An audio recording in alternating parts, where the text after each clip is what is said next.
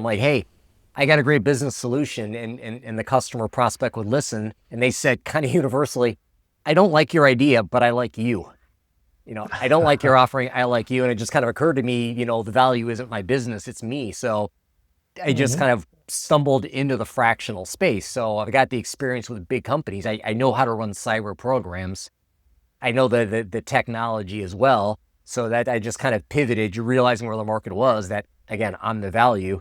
So that's why I started doing fractional stuff. And that's what I've been doing for the past 8 years.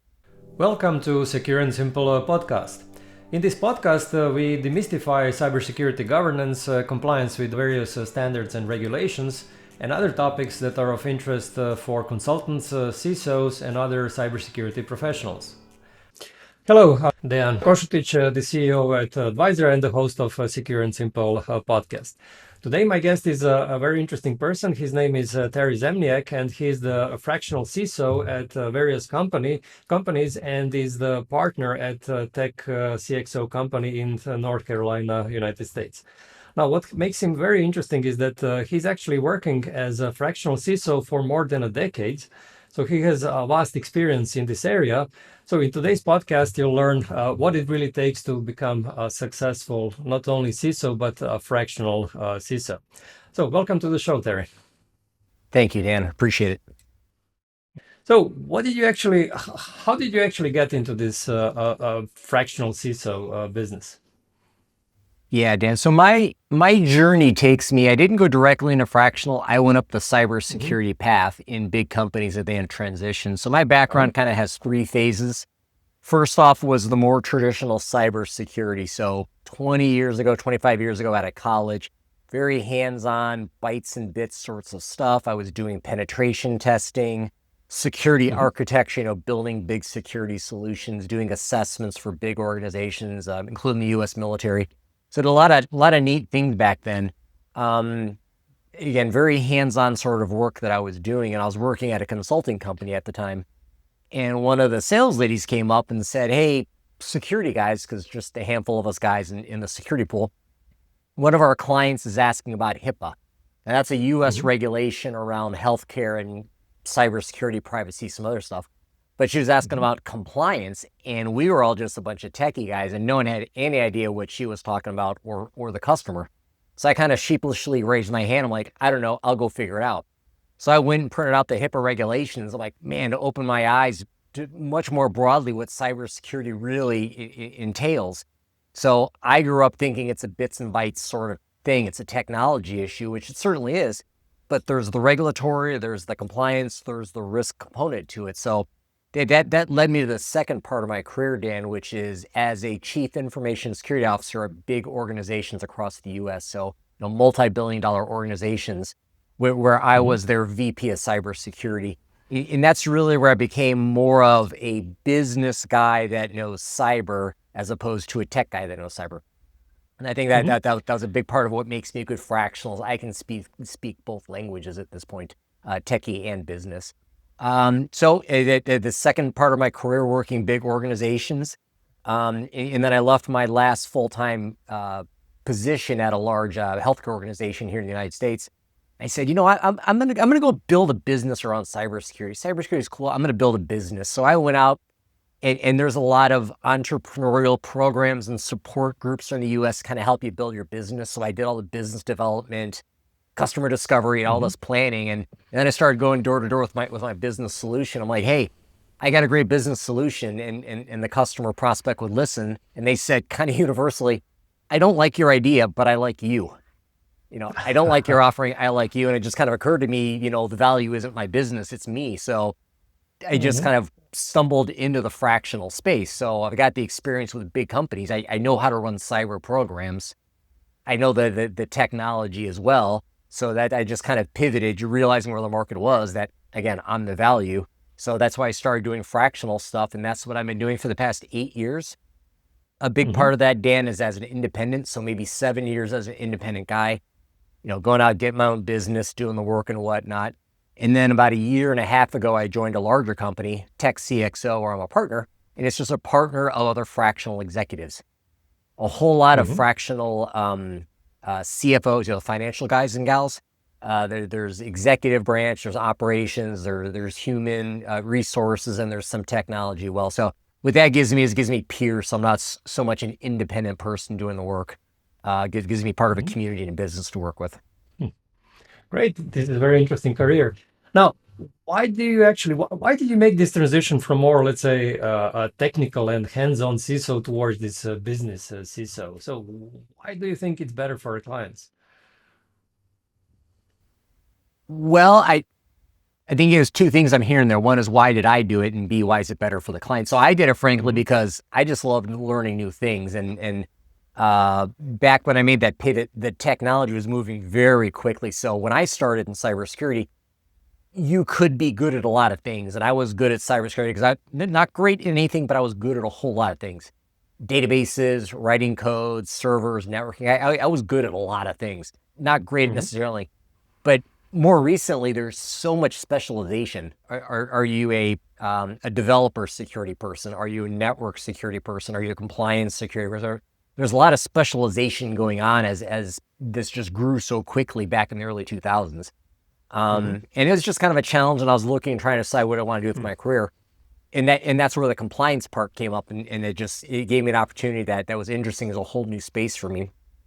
Uh, so that's why I personally made the pivot. Now, the value to the businesses as a fractional, from your business owner's perspective, there's a lot of people selling technical solutions. A lot of people sell firewalls. A lot of people sell backup systems, antivirus, whatever Hmm. the technical solutions in there. But really, I think the business owner, what they're missing is what's the right level of security? Do I need $1 million firewall, or can I get $1,000 firewall? Do I need to build my own in-house penetration department, or do I outsource penetration testing? So thinking through in the risk component of cybersecurity is really, I think, the value that we can add. Because again, a lot of people can sell widgets and bits and bytes and technology and shiny tools, but helping businesses understand and manage cyber risk just like you manage finance, and you manage your competitive risk. There's all sorts of business risks. Cyber is a business risk. I think that's a unique value that we can offer. Hmm. Hmm. No, this is great because I mean I'm also on this kind of let's say angle where cybersecurity should actually help business goals. And when we are on this topic, how do you actually make sure that a security program really helps the business in the first place? So how can you describe or can you give some let's say examples on how do you normally do it? Well, maybe I'll tell you some counter examples.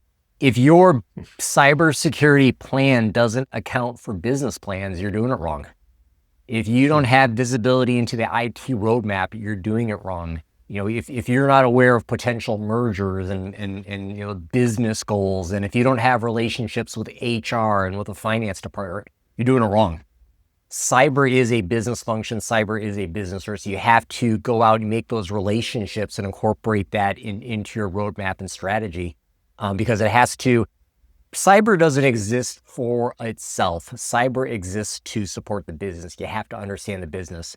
And you also have Hmm. the relationships, Dan. If you don't have relationships with the right partners, you can't implement security anyway. If you have resistance and you don't align with what the rest of the business is doing, it's all going to fail. So, if you're positioning yourself as a fractional CISO and you're just a really fancy firewall guy, I don't think you're labeling yourself properly. The fancy firewall guys are really important, and they certainly add value, but they're not a CISO. They're not a security executive. And I think you got to figure out your right spot. There's a lot of valuable security engineers out there, and again, add value business, and it's a great job to be in. It's very lucrative as well.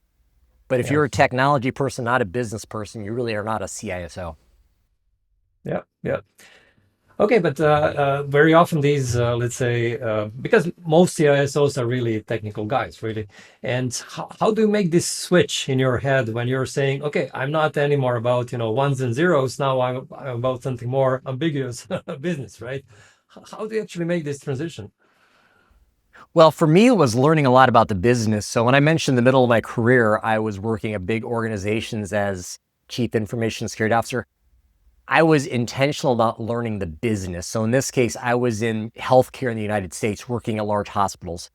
So Hmm. I went and I studied healthcare. Uh-huh. There is American College of Healthcare Executives that have the fellowship programs. It took me about a year and a half to study and pass this certification. So I was intentional about learning the business. Again, your CSO needs to know the business, or at least understand business to make all the parts work. Because with all the outsourcing, that's a lot of this technical stuff can be outsourced. In many cases, it should be outsourced. But again, to align with business, you have to understand business. To align with HR, you need to know what their issues are, what their concerns are, what their goals are, what their pain points are.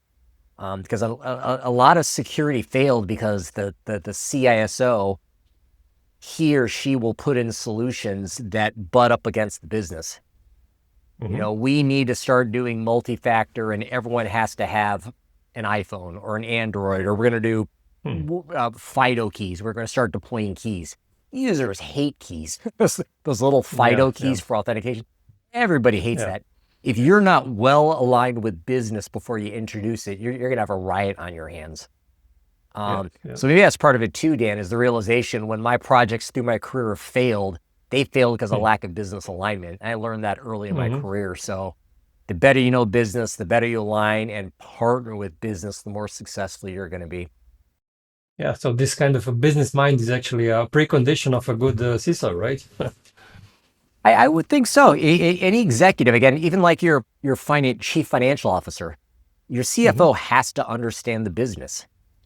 Your chief HR officer has to understand the business as well. Anyone in that executive suite is really responsible for understanding and pushing forward the organizational goals. You're not just a cyber guy, you're a business guy. Okay, great. Now let's switch gears and speak a little bit about the basics of a fractional CISO, let's say, function. Most of our audience are not really familiar with the details. So how does this fractional CISO differ from, let's say, a full-time CISO? How much time do you spend, let's say, per each client as a fractional CISO? Is there a difference between vCISO and the fractional CISO? So all these kinds of questions. Can you just give a little bit of a background there? Yeah, happy to. So, maybe one thing first we can toss off the list is an interim. So there's interim gigs where maybe you work full-time for a limited window. You had a full-time CSO, he or she quit, and you got a gap to fill. That's a full-time gap. That'd be an interim position. So that's one kind of position. I held that myself once early in my career as well. So there's the interim that's typically full-time. It's going to be on site typically. You have the full-time responsibility. Don't make any big changes. You just keep steering the ship the way it's going, make sure things keep functioning. And that really is your goal. The virtual CISO, I'm seeing more and more buzz to that, but it's typically an IT service provider that wants to present a service. We already do your desktops, your servers, and your networks.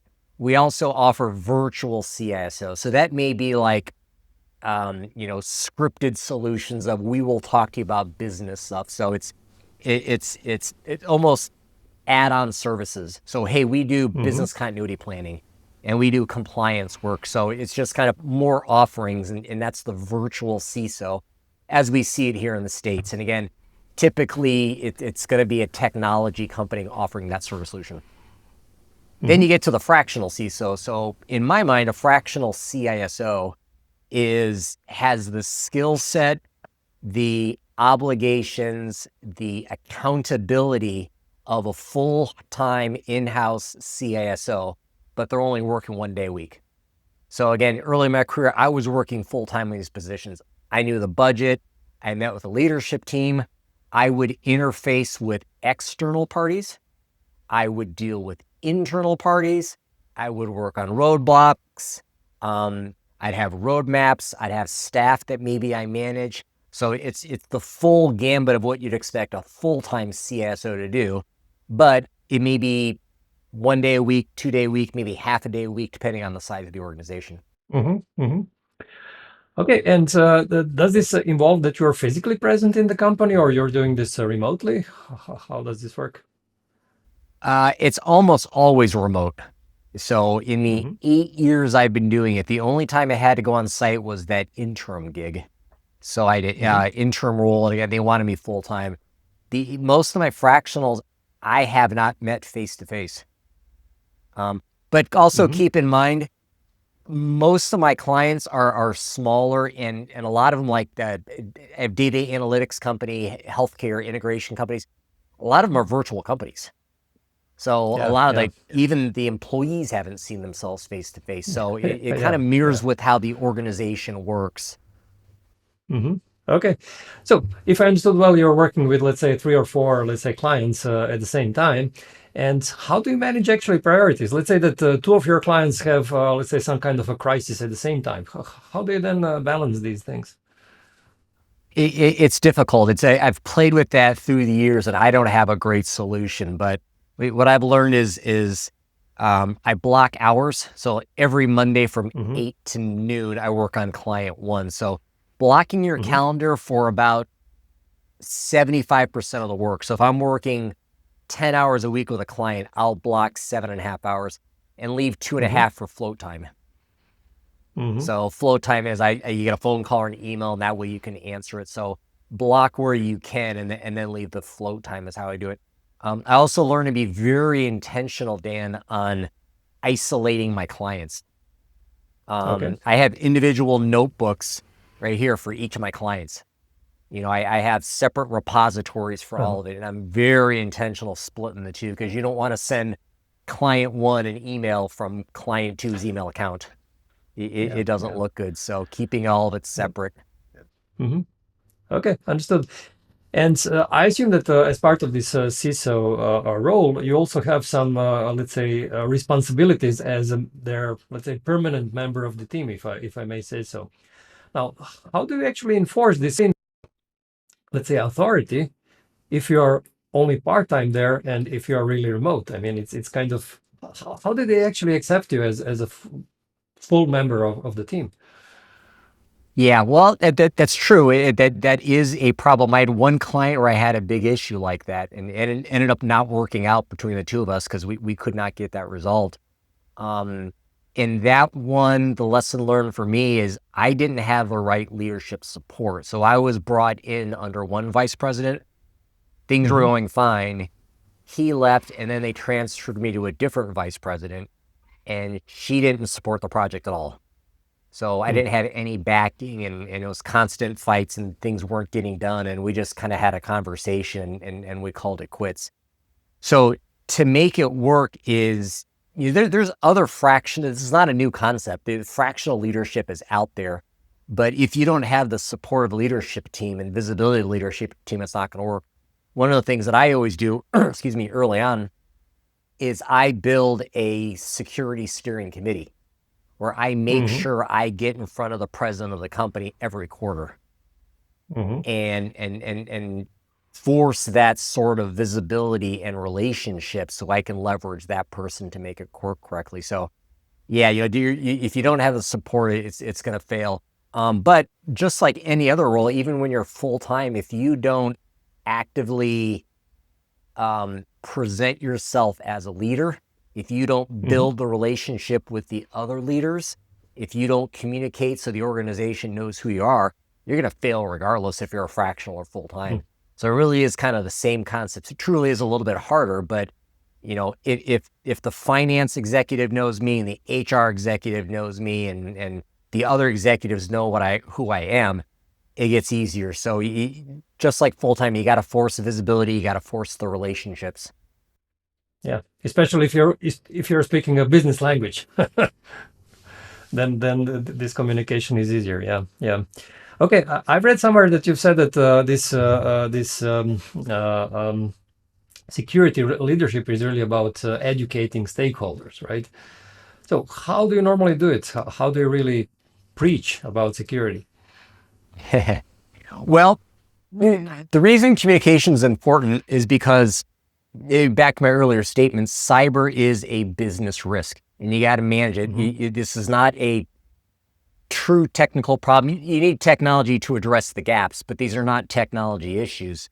You need, if you're trying to have a conversation with leadership about cyber risk management as it applies to compliance, and they don't know cyber, they Mm-hmm. don't know threats, they don't know compliance, they don't know how it affects us, they don't know what their prospects are asking. if the leadership isn't educated on the situation more broadly, you can't have a meaningful conversation.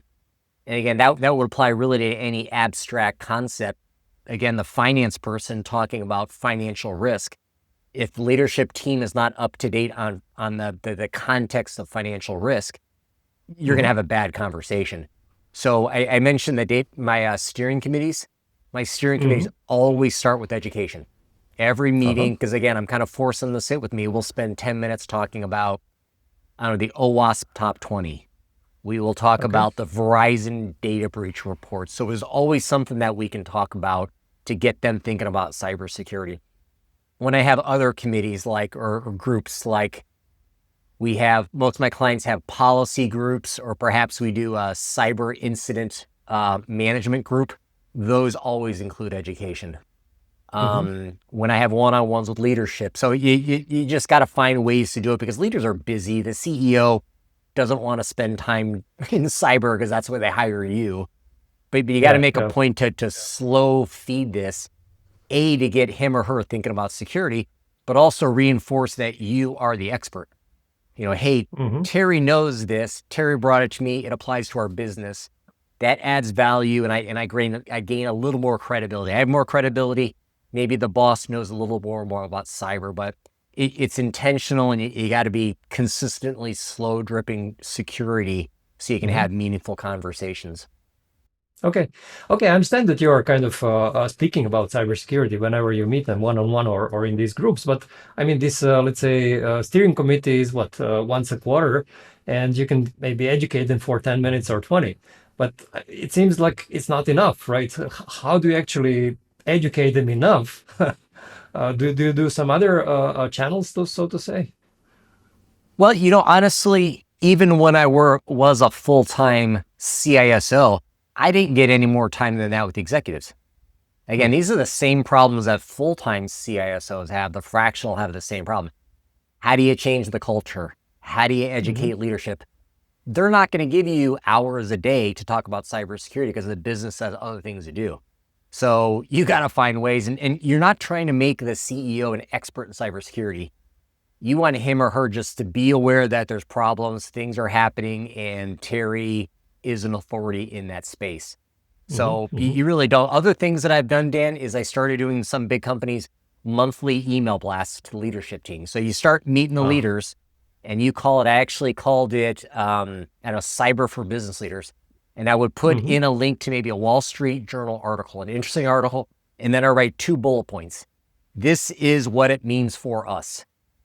We as a healthcare organization, we, whatever it may be. So you can eat just simple things like that. Again, slow trickle, small bites, getting them thinking about cybersecurity. So again, face-to-face committee meetings. And again, I would even do leadership-focused, very simple newsletters, but you're not going to get much time. And that's just the reality of any position. So you got to recognize what it is, work with what you can. But that being said, you will find some cyber-aligned leaders. So maybe the CEO is too busy and doesn't really care about cyber, but maybe your CFO does, and you build a stronger relationship with the CFO. So there's other leaders you can work with and pull into your camp. So those that are responsive, you can strengthen those relationships even more than others. But again, this is not a fractional issue. This is an executive issue. Understood. And who do you normally find the most, let's say, receptive to cyber in a company? I mean, from the senior management, is it really CFO or CTO or maybe CIO? Who do you normally find the best friend of cybersecurity? The CTO and CIO definitely are number one. CFO potentially could be one. In big organizations, I actually, when I was a CISO, I reported in one organization up to the chief legal officer. So I was cybersecurity. I didn't report to IT. I reported to legal. So an organization's legal and risk are all in the same bucket. So your risk legal person's always a good partner. They will always advocate, but not many companies have that. That's the really big companies will have kind of dedicated groups like that. And again, sometimes the CEOs, sometimes the sales folks, so those that interact with prospects, And the reason that's important is because what we're seeing in the United States here in particular, small companies are having trouble signing contracts with the big companies because the big companies say, you are a risk to me. So that's called third-party risk. Before the big guy buys from the small guy, there's a cybersecurity assessment. That assessment I've seen has blocked contracts. So helping the sales guy, saleswoman understand what the prospects are asking for, help them build a cybersecurity story. Maybe you have a roadmap. Hey, salesperson, understand here's the security program and here's where we're going. And that's where you may want to talk about compliance, help the sales guy have good conversations with prospects, talking about GDPR. In the United States, it may be SOC 2, it could be ISO, whatever it may be. But strengthen the salesperson's ability to talk to the prospects because they can lead with cybersecurity, and that may be a differentiator. Great. So finding, let's say, cybersecurity use cases it actually makes you friends within the senior management, right? It absolutely. Okay. You got to remember, cyber doesn't exist for itself. Cyber is there to protect the business. So you got to go find those ways to make cyber more and more important. Yeah, great. I also read that you're a proponent of these well-written security policies. So, in your opinion, what is a good security policy? I mean, written, how do you write a good one?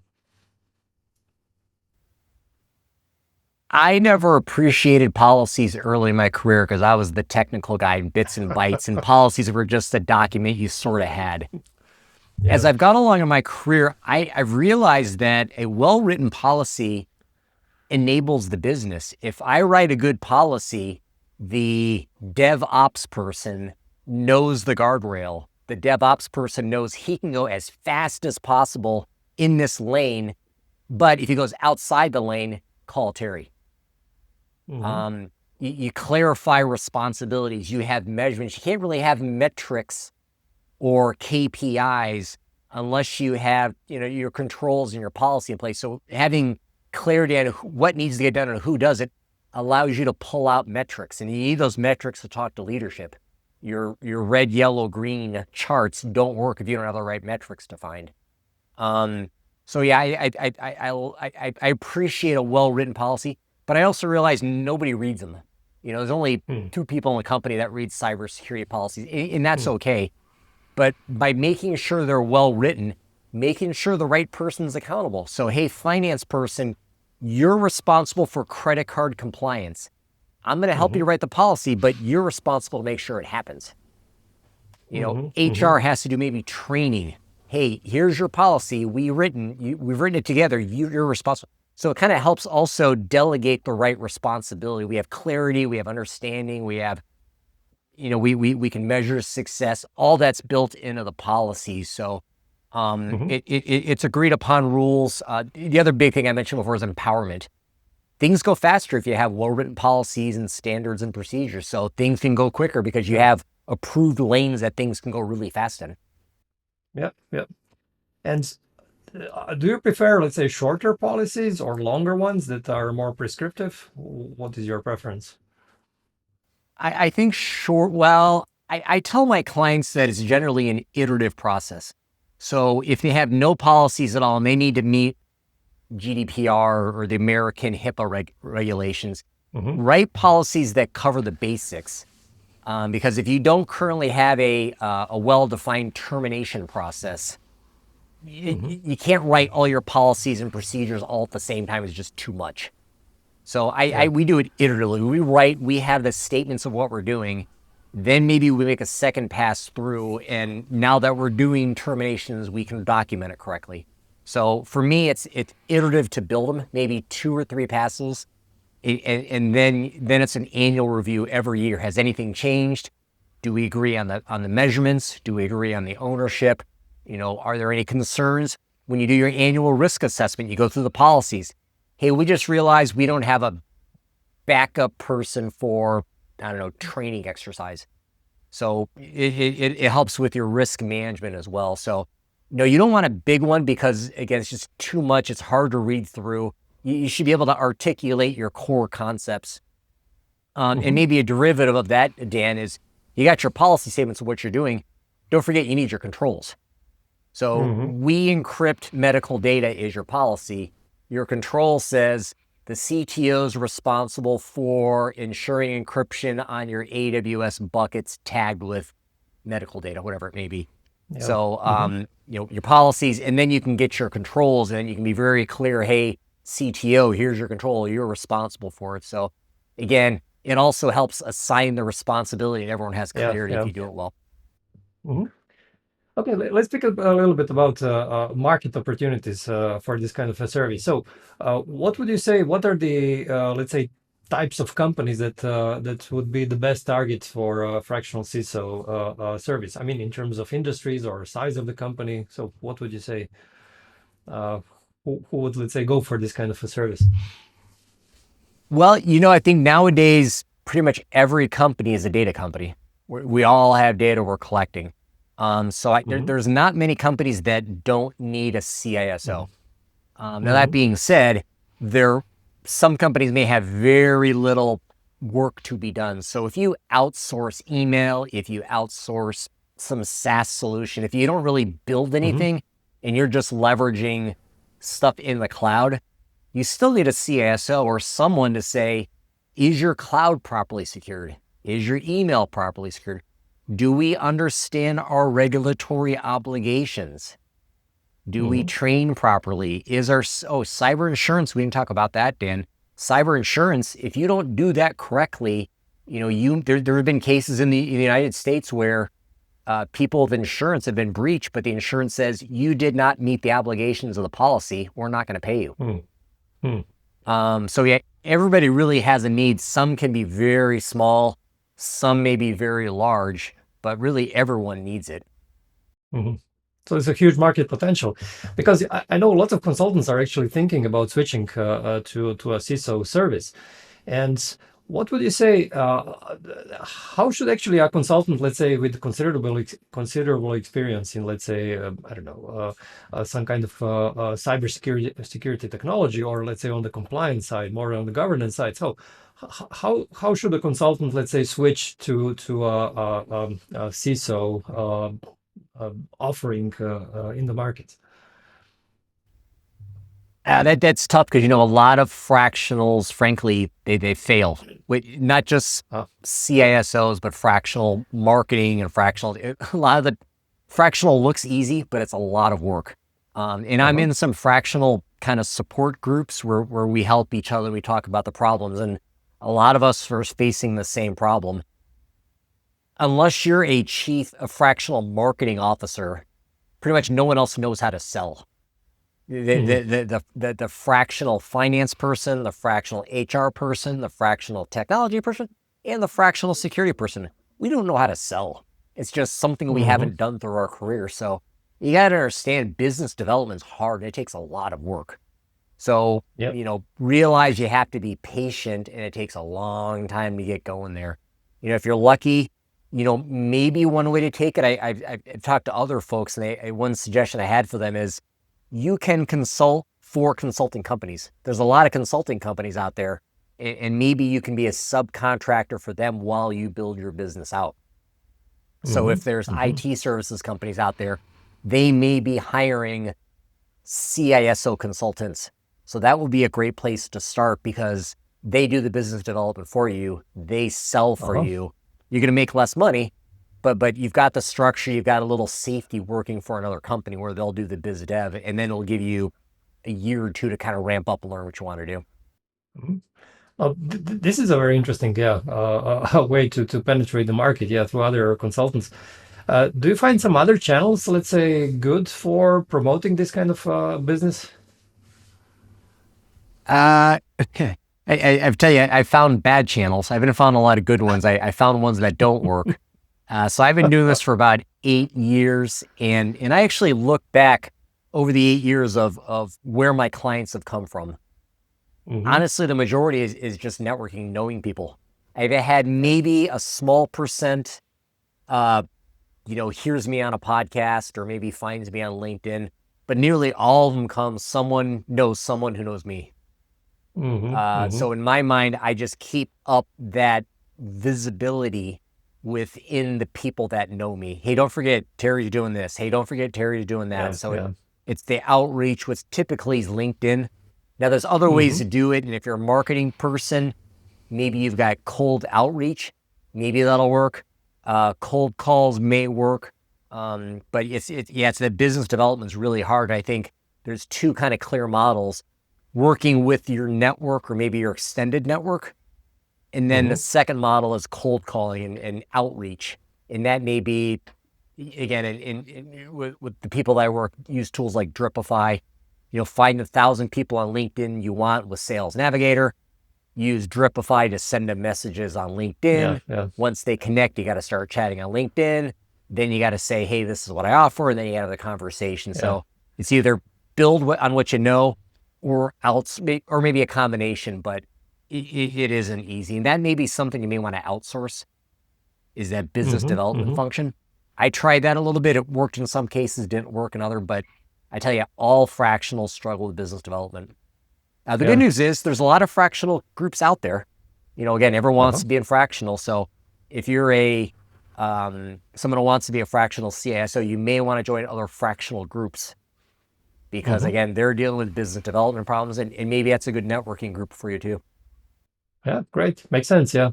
And I think definitely, as you mentioned, these kind of podcasts and I don't know, blog posts, webinars, I think this kind of raising a profile and let's say a brand, a personal brand of a CISO certainly helps with prospecting and finding leads.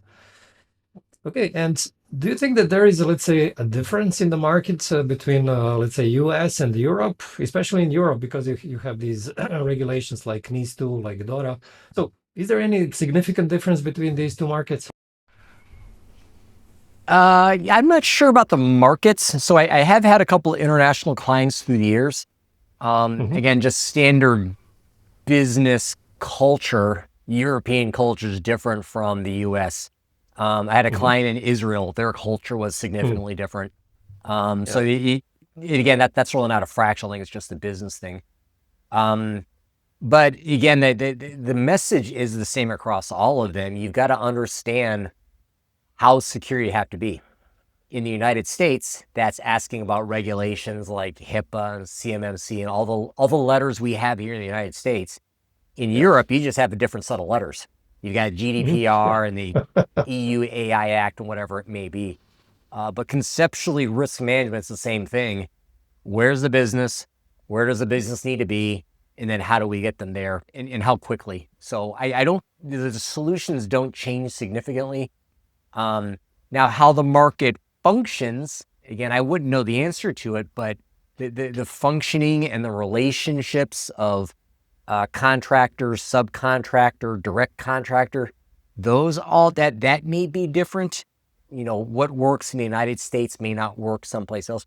But even in the United States, working for the government as a contractor is significantly different than working for a large organization. Working for a large organization is significantly different than a small organization, which is significantly different from a founder startup entrepreneur situation. So even in the US, there are differences, but great point, Dan. Be aware of that and understand how those sorts of relationships work. Yeah. Yeah, I personally don't think that there is a big difference between these two markets, although there is, I would say, a growing market for fractional CISOs because of NIS2, right? NIS2 basically forces each and every critical infrastructure company to have CISO, whereas most of them do not, right? And most of them will outsource this. So it's basically one thing that is going on right now in Europe. Okay, now you're involved with AI, or in particular with AI governance, right? I think you're running a project, and your master thesis is also on AI, or did I get this right? Actually, my master's project, boy, about 10 years ago, what I did is I took the transaction logs from a large medical application. So there's like a 16 hospital system, thousands of doctors all in the system, looking at Dan's record, logging in, logging out. Nurse Terry comes in, he logs in, so I took all that information, threw it in a data set, and used machine learning on top of it.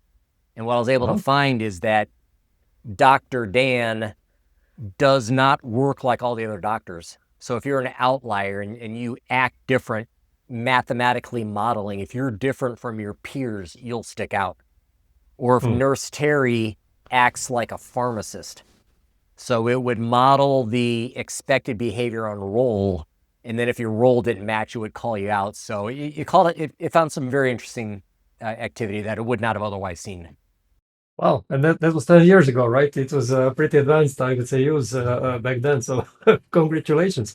Now, what do you think nowadays? I mean, with this whole advancement in AI, what is kind of the overlap between cybersecurity governance and AI governance? Where is this, let's say, common thing and where they are different? Yeah, so there's a lot of commonality. And actually, when I build my security programs at companies, I don't call it a security program. I call it a data protection program intentionally, because small companies typically don't have, well, they don't have a security person, but they don't have a privacy person. They don't have a governance person. They don't have a data person. So I build a structure to help them deal with all those with the same structure and committee, and I can lead them through all that. There's a lot of similarity, AI governance and security, in that the controls are very, very similar. There's a big overlap of controls. So when you're building an in-house AI solution, you're worried about access controls and availability and protecting the data, malicious software, data leaks, all that sorts of stuff in the cyberspace is also there in the AI space. There are some unique challenges, some unique controls that you'll probably flush out when you build your AI governance program. For example, in particular, how do you protect your learning data, protecting the learning data? How to manage the privacy of that learning data is a unique concept. Change management and model change management is unique, because those models more or less change on the fly as they learn and adapt. So there's a lot of overlap with a little bit of uniqueness. But if you have a well thought out security program, you could, and you're already dealing with data, you could incorporate AI governance in there, because there's a whole lot of overlap is what I found. Additionally, is in these risk concepts, you have to deal with risk of in-house AI as well as outsourced AI. So even if you're not building your own AI, and a lot of companies, well, maybe or maybe not, everyone's buying AI. So Microsoft Copilot, your chat GPTs, if you're using Salesforce, which is a big cloud solution here, there's AIs everywhere. But if you as a client, have signed a contract to use the Microsoft Copilot, do you understand the risk that poses to you? Just like everything else, where's the data? What happens to the data when we end our relationship? Is there bias built into it? Transparency. So the risk concepts that you flush out with your AI governance, be mindful that there's a outsourced component of it as well as in-house. There'll be a good deal of overlap, but don't forget there's two paths you have to manage. Do you think that, let's say, in future, the security, CISOs will also be in charge of AI governance? I mean, some companies are already merging, the privacy officers and security officers. So do you think that the same thing will happen with AI governance? The responsibility for AI and for cyber? I think it depends on the company. If it were a big enough company that had a lot of officers, I think it would fit more. It'd be more appropriate to put it under the data officer. So you got some person responsible for all the data the organization's accruing and using and managing and protecting. So I think AI and data, those two mirror very well. If you don't have a data officer, I think AI and security would then maybe a secondary fit, because again, the controls are very similar. There's a lot of technology involved. So I think that would be a good number two, but I think data governance is even more closely aligned with AI governance. So it's also, I would say, an opportunity for consultants, right? Absolutely. I was talking to someone very recent, actually just earlier today, and they're a consulting group, and they do data migrations. So they work with Mm-hmm. U.S. utilities, and they help migrate data and kind of do that work. And he said, hey, we're struggling coming up with a offering with something we can productize. What can we sell? Mm-hmm. What thing is there that we can discuss? I said, if you're already doing data migration, you're not far off data governance. Like, can you not Mm-hmm. do a AI data governance readiness assessment? Mm. So you're thinking about AI. Where's your data? How well managed is it? What's the true source of information? Where does it come from? Where does it go? What regulations govern it? All that stuff. So yeah, there's a lot of opportunity in data as well as AI as well as security. So Yeah. the good news is there's a lot of opportunity for all of us out there. You just got to figure out Yeah. how to position yourself and go get Yeah. that work. Absolutely. And how do you think that the this let's say function of CISO will evolve in the next, let's say, 5, maybe 10 years? I see it migrating again more and more away from technology and Mm-hmm. more as a business position. The way I described it to a client a while ago is you've got technology, and technology is important to help protect stuff, but you need a umbrella on top of the whole thing that protects your business. You're not Mm-hmm. protecting technology, you're protecting your business. So your CISO should be talking about business resiliency and contracts and regulations. And by the way, technology as well. But there's a much broader view the CISO has to have. So when I started my career, the security lead always reported to the CIO. Mm-hmm. Now more and more I'm seeing it outside. And then what there is conversely is there's a technical security lead that has a dotted line from IT up to security. So Mm-hmm. put security on the top of the umbrella and then put a dotted line down to the technical security lead who's part of the IT organization. Mm-hmm. Mm-hmm. Yeah, it's very interesting. So let's wrap up the call. And what would be your, let's say, main suggestions for aspiring fractional CISOs? Well, one would be, I guess, just get started. Don't overthink it. It's out there. There's a lot of business. Find other fractionals to network with. Don't do this on your own. There's a lot of online Mm-hmm. groups out there.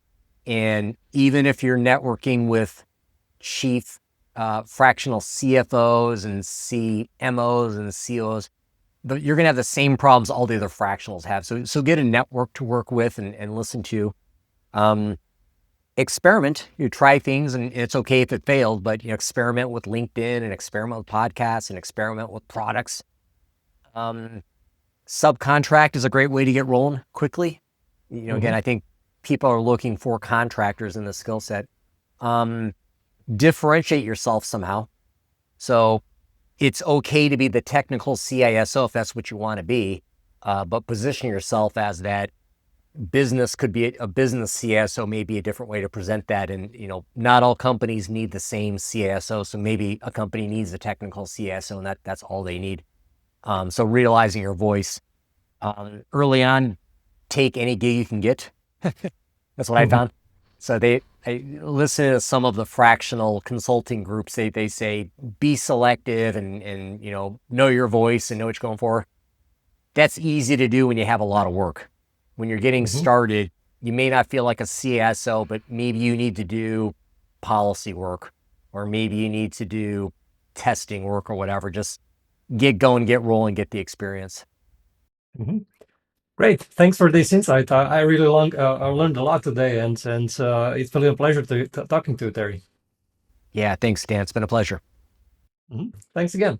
And thank you everyone for listening or watching this podcast, and see you again in 2 weeks' time in the new episode of Secure and Simple podcast. Thanks for making it this far in today's episode of Secure and Simple podcast. Here's some useful info for consultants and other professionals who do cybersecurity governance and compliance for a living. On Advisor website, you can check out various tools that can help your business. For example, Conformio software enables you to streamline and scale ISO 27001 implementation and maintenance for your clients. white label documentation toolkits for NIS2, DORA, ISO 27001 and other ISO standards enable you to create all the required documents for your clients. Accredited lead auditor and lead implementer courses for various standards and frameworks enable you to show your expertise to potential clients. And a learning management system called Company Training Academy with numerous videos for NIS2, DORA, ISO 27001 and other frameworks enable you to organize training and awareness programs for your clients' workforce. Check out the links in the description below for more information. If you like this podcast, please give it a thumbs up. It helps us with better ranking, and I would also appreciate if you share it with your colleagues. That's it for today. Stay safe.